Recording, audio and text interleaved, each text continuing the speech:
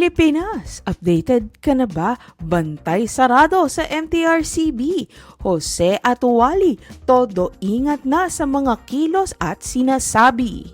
Aminado ang comedy duo na sina Jose Manalo at Wally Bayola na mainit ang mata sa kanila ngayon, hindi lang ng MTRCB kundi maging ang mga bashers, kaya mas dapat dobleng ingat ang kanilang gawin sa bago nilang show sa TV5, ang Wow Mali. Doble tama na magsisimula na sa Sabado, August 26, 6:15 PM at sa TV5 at mapapanood din sa Buko Channel tuwing 7 PM naman.